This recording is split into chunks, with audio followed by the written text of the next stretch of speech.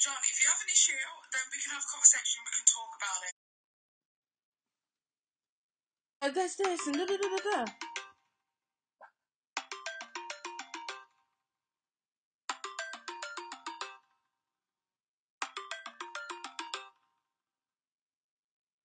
Hello? Hello? Hello? Hello? This is so awkward because there's a big delay because your live stream is like completely different. Right, well, turn the volume down on my live stream Okay. and let's talk honestly, okay? You don't need to say honestly, Paige. Okay. Can I explain to you? I know your boyfriend sat in the room. I know he's angry. I could hear him before. I didn't have anything to say with you after you posted your video. Like, you posted a video saying I'd lied about the servers. My Instagram gets covered in comments saying that I'm lying about my servers, and then I have to address it publicly. Do you see how that works? I honestly wasn't angry at you for posting what you posted, but at the same time, if my moderators and my Instagram is getting covered in comments calling me a liar over something that I've not lied about, I have to address that. Do you understand how that works? Yeah, I understand how that works. However, when I spoke to you and you sent me the massive message that you sent, and I said, listen, speak to me, bruh. If you want to talk and discuss it, let's talk. And you didn't reply to me. And then I'm seeing little shady things that, you know, if you're going to be subliminal, because I hate subtweets. No, I'm not a subliminal person. I only talk generally to a general group of people when I don't have someone to name. You've already spoken about me popping off, you know? It's not like that. When I've spoken to you, I've had something to say to you. When I'm talking about people seeking validation, I'm obviously not talking about you. If I honestly hated you, I wouldn't have a conversation with you. I don't talk to people that I hate. That's you know that for a fact. Well, no, I don't necessarily know that, John, because I don't feel like you've been upfront with me. What do you want to know? Okay, so what happened with the server, and let's talk about that specifically. I had two people at my house working on that server the day before and on the day of the event. The load of the server was being spread over I don't know exactly what was happening because I'm not the technician, but apparently we were spreading the website over multiple servers to handle the load in different parts of the world. But we had a lot of traffic come from California specifically, like that region of the US. And the warehouse that we had set up was in San Francisco. You can check all of this if you know how to do that. And as a result of that server went down really quickly. I'm pretty sure like as soon as we launched and the mailing list went out, we had a ridiculous amount of traffic because I accidentally did like everything at the same time thinking that was a good idea when that's obviously really stupid. And so that was that. And so then it was spread over to different servers. I think we have one in Amsterdam. Again, you can literally check all of this. If you go through the code, you'll see the server is spread, not the server. You'll see the code is spread over multiple servers. Right, okay. So when people went to the website and it said server overload. Yeah, when it said that with the black screen, yeah, that was I had created, and I'd removed all links to the website because when people were navigating through the website and the images were loading on their screen, it was putting too much stress on the servers that were left that were still active, and it wasn't sending out the correct images, so people were getting the website displayed incorrectly. So by removing all the links and taking all the traffic away from the server and removing the large image which was a background and only having that one logo, it reduced the stress on the other servers until we could set up another one. Right. I know that sounds so like this is my reality, but I know if you're not in the room with me and with everyone that was working on it, it will sound I don't know, but that's I mean you can I don't know if you can check the records. I know that your boyfriend knows what he's doing with that. You know, you can go through it. If you knew that the server was going to be overloaded, as you said, if you knew that that was going to be the case, why didn't you inform your fans and your subscribers beforehand? We thought we had it fixed. I was told 10 minutes before that we would have a new server set up that was ready to go, that was already set up, but we weren't using. So that's what I was under the impression of. It was only for the first 5 minutes or so that I think we had a major server crash when it literally wasn't working. Well, from my perspective and from my personal computer, the server upload issue happened about 25 minutes before the actual deadline of the launch. That's right. That's when we noticed the images weren't sending to people's devices properly, including ours. That's when we noticed the background image and the other images across the website weren't sending out. Right.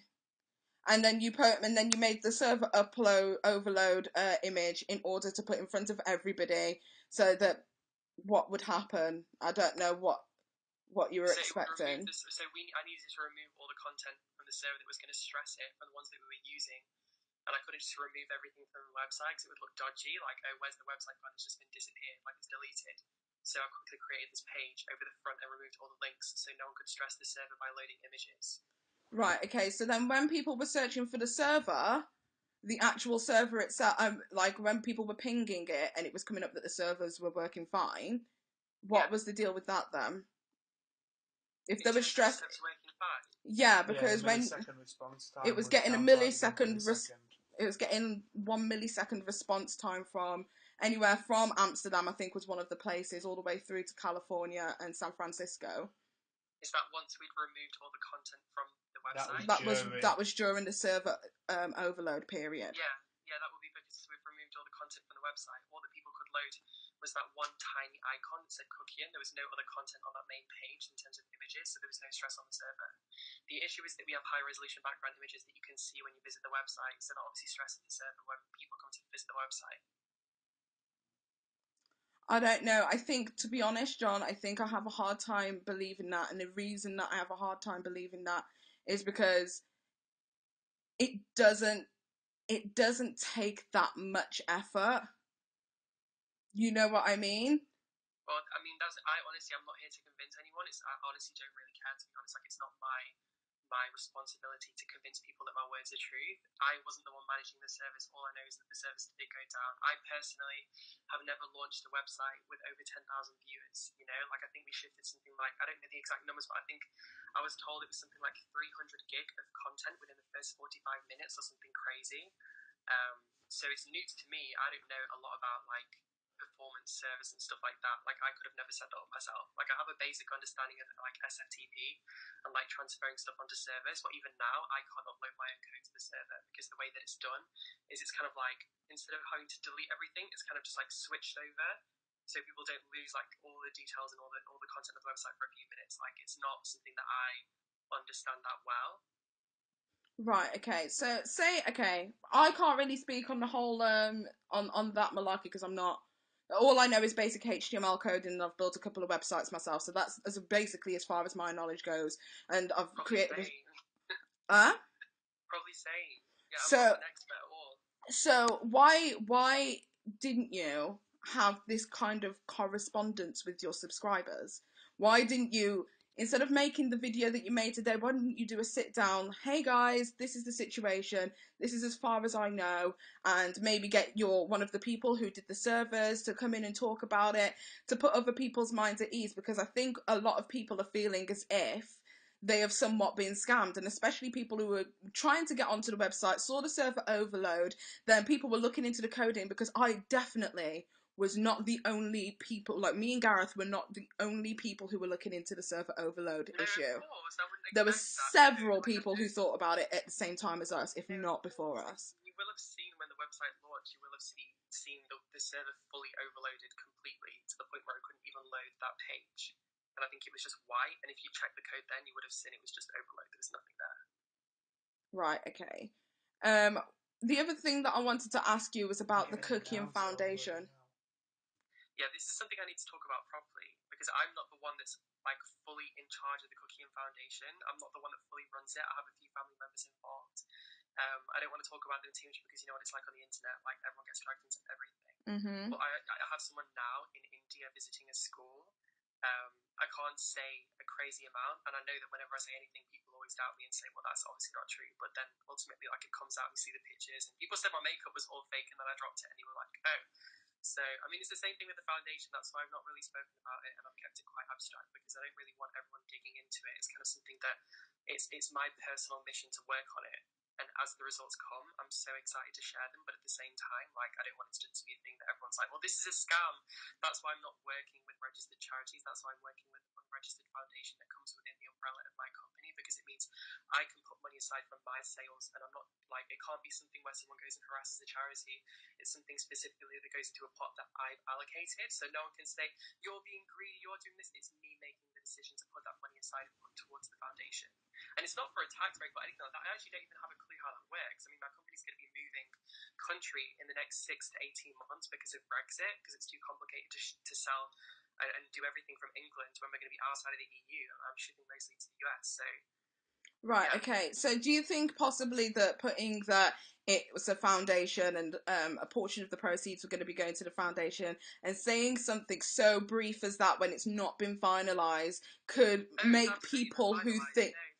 No, Yeah, but... the whole thing is completely finalised. It's all ready to go. I have the portions and everything. It's still getting adjusted in the final stages, but the actual concept of everything is completely there. Like, I've paid $1,500 to have someone go over to India, and I put them up in a hotel, and they're currently visiting a school. Like, I can get photographs hopefully in the next week or so that I can show you. But That's do you definitely think like it's the fair? final. But what I'm saying is that you put that on the website. If that hasn't fully come to fruition, that would make me very wary as somebody who was purchasing from your website as to what's going on financially. Because I guess so. I wouldn't know, to be honest. Like, from my perspective, I kind of just thought I just want to give people an idea of what I'm doing. It's kind of a baby project that I'm really excited for, because it's all internal. It's not like money's coming out of someone's hand into that fund. It's a donation made by me from the profits of the sales, if that makes sense. Like, it's a donation by KUCKIAN. It's not a donation by the buyer. So I kind of just hope that people wouldn't be too, like, OCD, like I said, like if it was a charity donation, it'd be like, well, where's the money going? How much %? Whereas because it's all internal, I thought people will see the work of the charity, not the charity, the foundation. People will see the work and they'll see how well it's going, and they'll just think, oh, well, that's good, you know. But at the same time, it's not going to be something that I have to do public statements on every 5 minutes, you know, because it's just not manageable for me as one person to to speak publicly constantly about the work of this along with everything else that I'm doing. Like, I need to find someone that can do all that public speaking for another me. thing, You know what I mean? yeah, I get that. Another thing that people were asking was also that on part of the website it says 100% of the proceeds are going to the KUCKIAN Foundation, and another part of it says a portion of the proceeds are going to be going to the KUCKIAN Foundation. No, of course, so the 100% is in relation to the KUCKIAN publication. So every single penny that's made, minus the printing cost, because we obviously have to be able to cover the printing cost of the actual magazine, every penny that's made from the magazine, from the KUCKIAN publication, is donated through to the KUCKIAN Foundation. The whole idea behind that is that I have friends that have worked in the charity, not the charity, in the magazine industry for a really long time, and they work for free for years without a chance of getting employed, and they often do runaround stuff like that. They'll be carrying clothes to fashion shoots and stuff like that. Like, I think Dazed and Confused magazine or something like that. My friend did an internship with them for 6 months unpaid.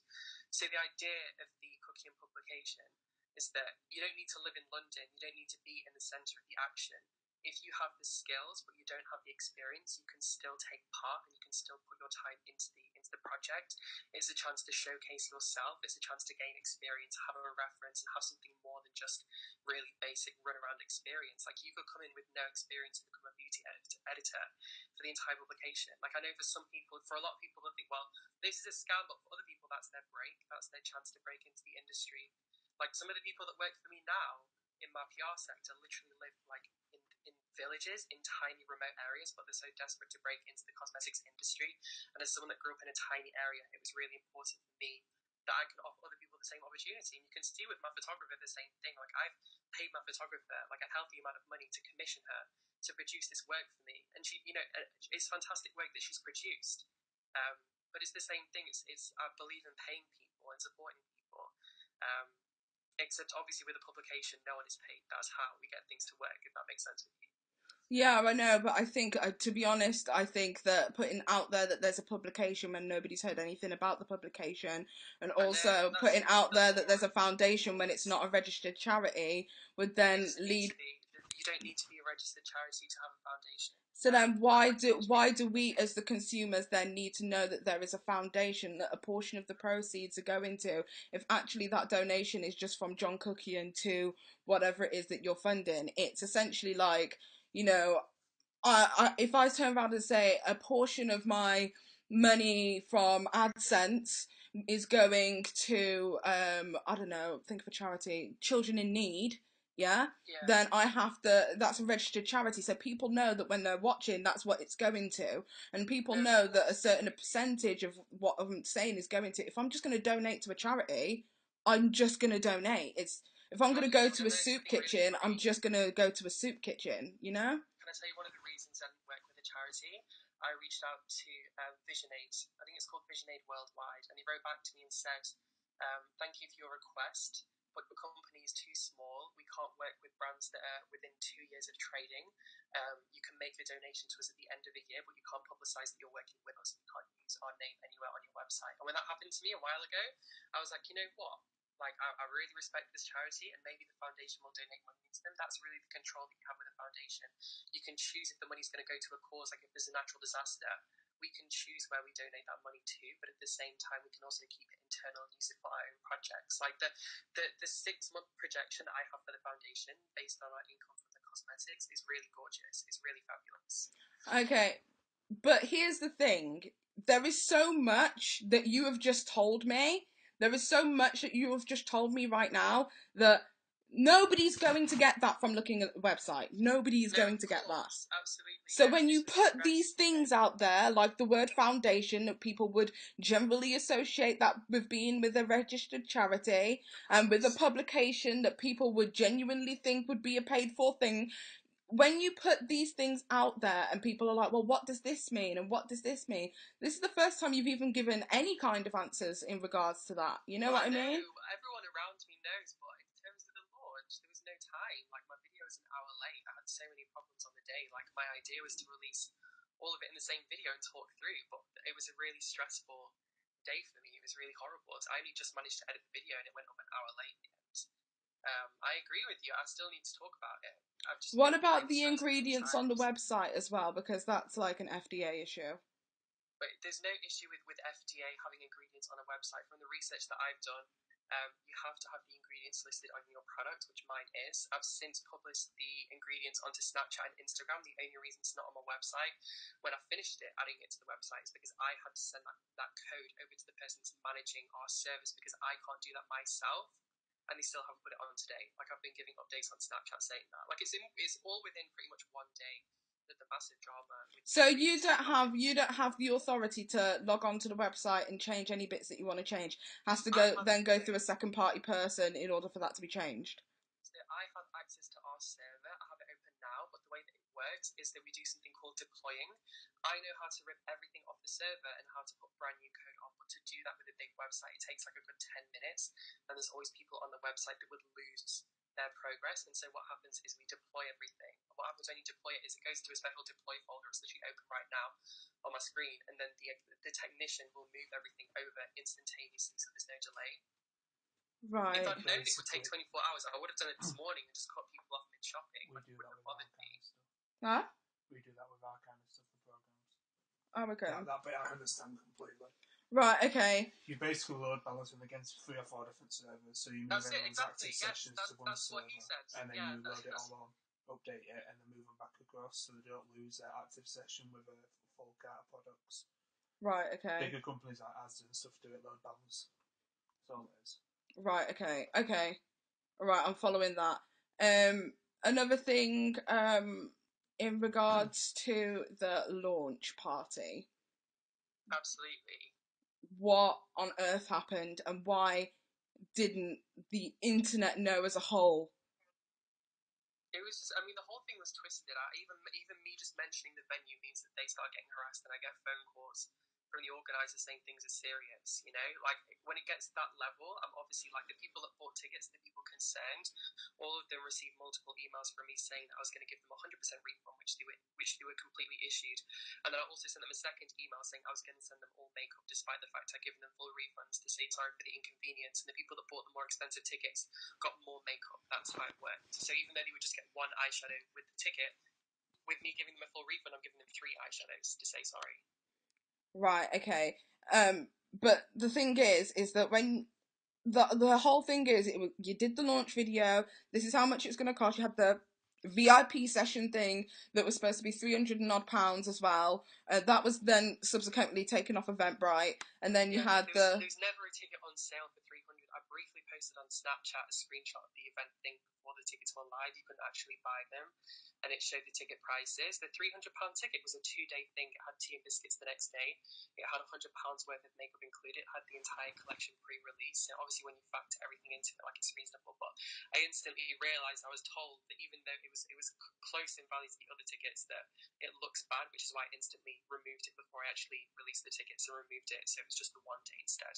Because you have to remember, some people are flying from America. Like, I have a lot of people from America watching me, and they were talking about getting flights, and so I thought, well, it's not realistic to just do a 5-hour event and catch a flight. Like, that's not fair. If I can offer something for an extra day and make it really bougie and really fun and make it worth the trip, like if someone is spending $500 on a flight and then a hotel, why not give a bit extra and give it like a really bougie, nice experience where we can properly hang out and we can go and do something really nice for the day? Do you know what I mean? But why wasn't it just up front? Because I'm going to be completely honest.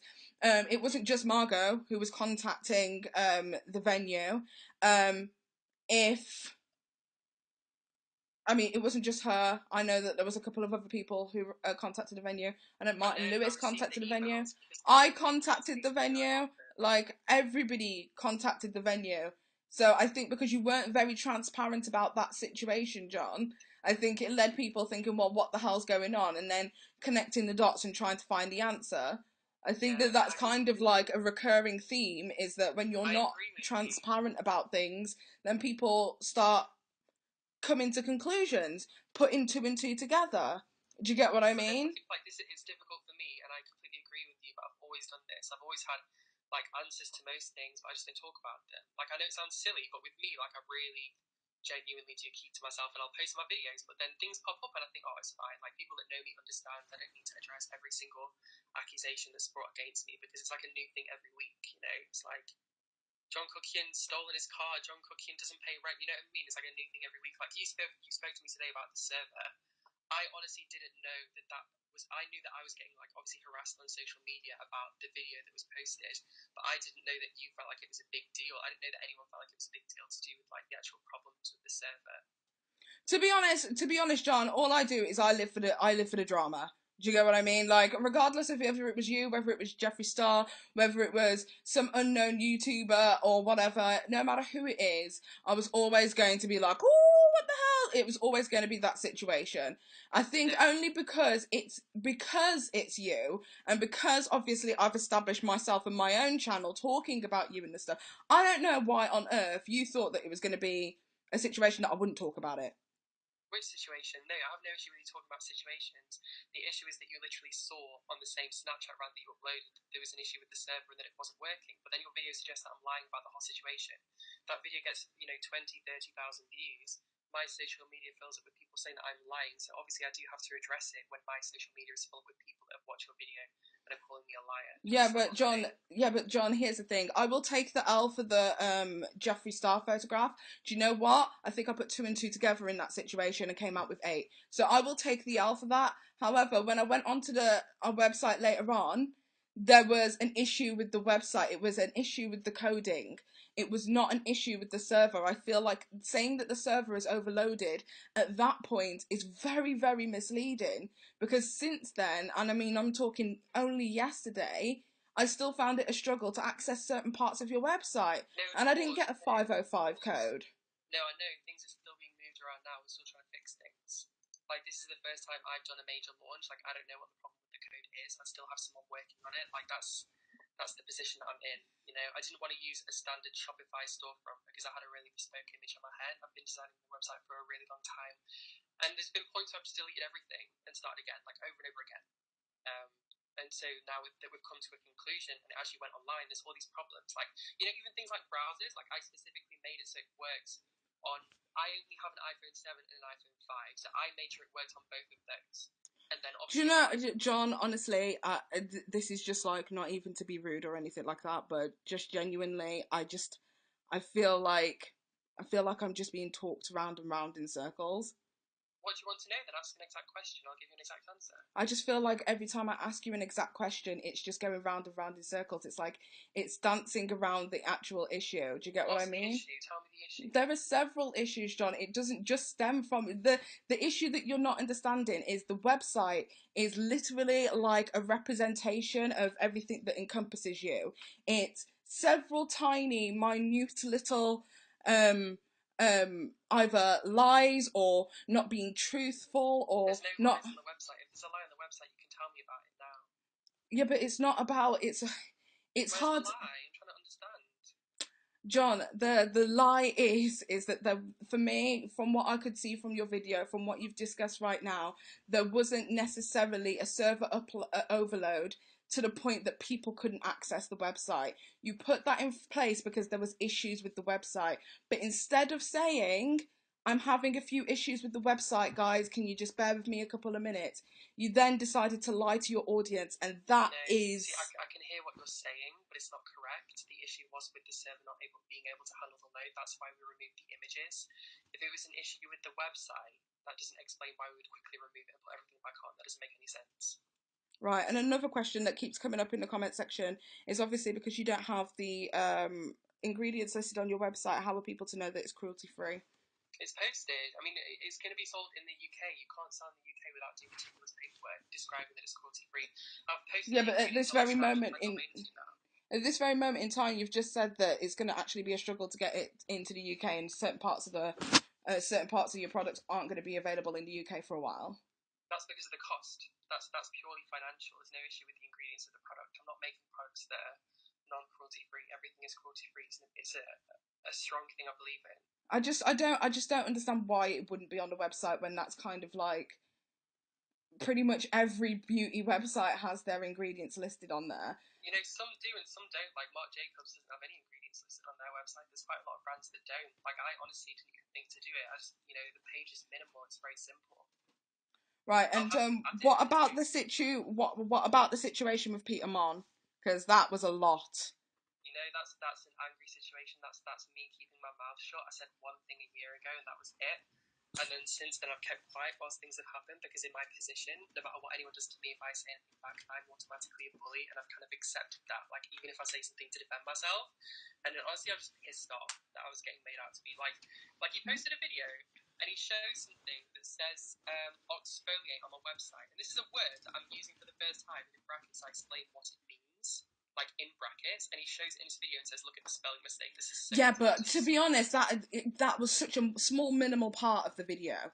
That I think, honestly, from what he was saying, there was a lot more points that you could have taken away rather than the exfoliate thing. Do you get what I mean? And I think I addressed them all in a comment on the video. You can go and read it. There's quite a long comment. Yeah, well, the long comment also included a lot of things that was not. Well, I don't get to open my mouth very often when people run their mouths about me 24/7. Do you know? Right, okay. Do you know the vibe I got from that? And this is me being dead ass 100% honest. The vibe I got from that is that it sounded like you were trying to threaten him. That's what it sounded like. Well, do you want me to show people what the screenshots between the voice notes between me and you and your partner and your fans would be disappointed? That stuff, that was a lot. I didn't think it was a threat, but I mean that's open to opinion, and I'm not going to argue with you. Right, okay. It's the truth. It's an open situation. It's like he's going to post videos about me and talk about me over the past year. I've literally got things sat in my phone I could post. They would be so pissed off with. I could easily drag him to the moon and back, but I don't have the intention of doing that, and I haven't done that since I initially fell out with him. I don't think I've spoken about him once until this time. You know, it's been until December last year, I think it was, that I stopped speaking to him. Yeah. Okay. In honesty, I was in a bad mood. I was reactionary. I've not been in the best. I've just been really stressed with everything that's been happening. There's been so many things. Everyone is pulling me from different directions, asking for different things. Yeah, but you also threatened Margot with a lawsuit as well.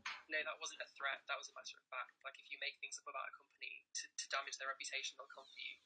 There's no threat there. We've already spoken to YouTube. We've already gone ahead with legal process in terms of establishing what we can do. Like, there's no question there. What, with Margot? Yeah, absolutely. And I said that in a video. I'm being very transparent about the situation. And what is it necessarily that she said or done? This isn't something that I can discuss on the phone because it is being dealt with legally. But everything is there. You can always go and find it.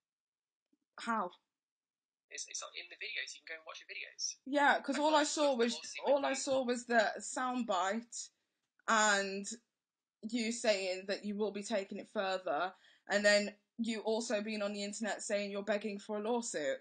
No, of course. I think in this situation, I hope you can understand that when it's legal and it's being dealt with in that respect, I really can't make open statements about that situation. But you can make an open statement about saying that, you know, you're begging for a lawsuit. It's that threatening behaviour again. I wouldn't say that's threatening. Yeah, no, it is. It is. I think if somebody says to me, you make a lie about a company, and then I come to you and say this will turn into a lawsuit. If you continue you're begging for a lawsuit. That's really matter of fact. Yeah, but it was you're begging for a lawsuit. It wasn't, listen, you're saying this, and if it continues, this is the situation. It's, you're begging for a lawsuit. It sounds like when my mum goes, you're begging for an ass whooping, you know? It's not funny. I don't find that funny at all. Maybe it's just me. You know, I think from your perspective, you're not the one that's had something that you've grown from the ground up for a year dragged to pieces with complete lies, you know? And so I wouldn't expect you to sympathise, and I was definitely reactionary, and I apologise. It wasn't the way that I sometimes speak. I can get very emotional and very upset by things, and then I often have to reel myself in. And sometimes it pops, sometimes it doesn't. Most of the time, I really keep it in. And sometimes So what do you think? So what do you think in regards to all of the stuff that you've said in the past about Jeffree Star and Jeffree Star Cosmetics? I don't understand what you mean. When we've covered Jeffree Star Cosmetics, we've covered a genuine scandal. We've had ants in packages. Do you know what I mean? Fair enough that they're setting fire to liquid lipstick. The liquid lipstick smelled absolutely disgusting, and it did smell like flammable chemicals. There's no question about that. There's hundreds of other people that had the same experience. I think I didn't realise at the time that all the chemicals are flammable, and now I know there's other formulas, not all of them, but there are others that are also flammable. Other than that, though, I can't think of anything. Whenever I've covered a story regarding Jeffree, yes, I might have gone in on it, but I've always covered the facts. I've never tried to intentionally, massively manipulate a situation to make someone look bad. Like some of the other people that we're talking about have made up some of the most ridiculous rumours about my brand. But there was the whole, to be honest, the one thing that really got me was the comparing him to Hitler thing. That was way, not even slightly funny. No, of course, absolutely. I know a lot of people were upset about that. That was a long time ago. I removed the video and I apologise for it. You know, I was talking about actions, and in terms of forgiving people, it was definitely an extreme, inappropriate example, and I 100% apologise for that. Right, okay. When was this apology? Because I actually don't remember this. I think it was in the video after I got back from Paris, because I went to Paris just before I posted that video, just after I posted that video. So as soon as I got back, I spoke about it.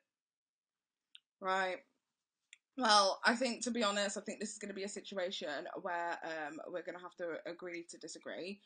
On which situation? In terms, to be honest, in terms of a lot of things, to be honest, I feel like I get a vibe that you're very, very good at speaking around a situation. And I feel like you're not asking me direct questions, though. Well, I did. I've asked you direct questions before. I asked you a direct question previously, privately, when I've spoken to you about the WaterAid scandal, etc., and didn't get a direct response. I asked you a direct question in regards to that young lady that was put on blast on your Snapchat. I didn't get a direct answer for that either. There's lots of direct questions that I've given you, and it just feels like... Always tell me. If I ever give a response and you don't think it's direct, please tell me. But, I mean, John, I sent you a message and said, listen, you got an issue, let's have a conversation. You didn't even respond. You saw it, you read it. I didn't have an issue to resolve with you. I had an issue that I needed to resolve with my public profile because of a video that you put online. I didn't have... Me resolving an issue with you isn't going to change the fact there's a video on YouTube that's leading people to my social media, calling me a scammer and telling people, saying that I've lied about my service crashing. Right. Okay. It's defense. Do you understand that? Like, us having an issue, we would have a conversation, but when you publicly say something about my brand, I'm obviously going to have to go and say something, you know, backing up that it's not true if it isn't true. Like, that's just a matter of fact. Do you want to just ask the question? Because I'm not going to... Quick question.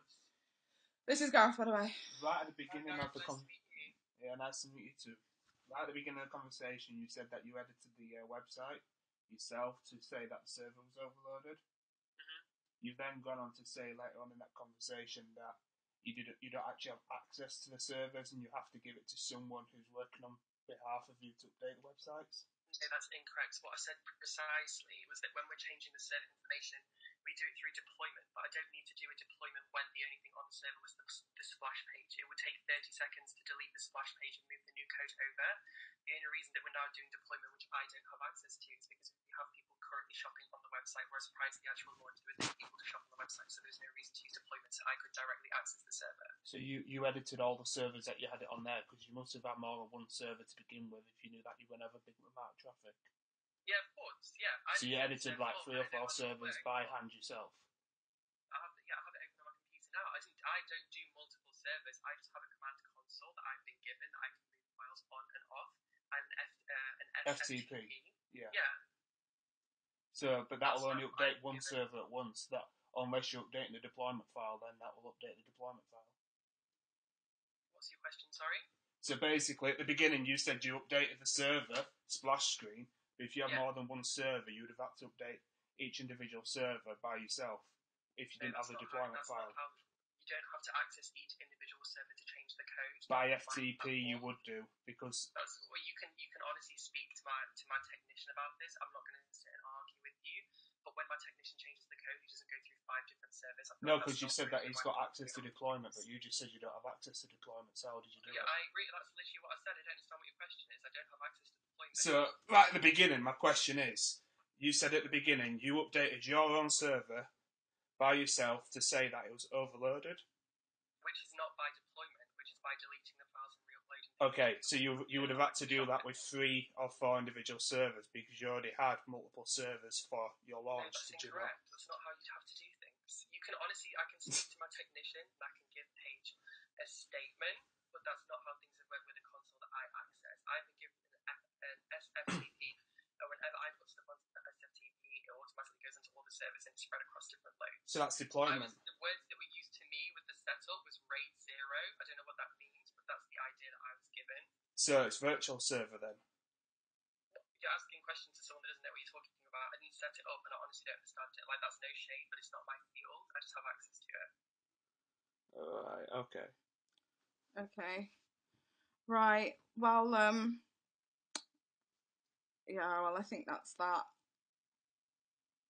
Okay. I don't. It was nice to speak to you, Paige. Yeah, you too. Have a good evening. You too. Bye-bye.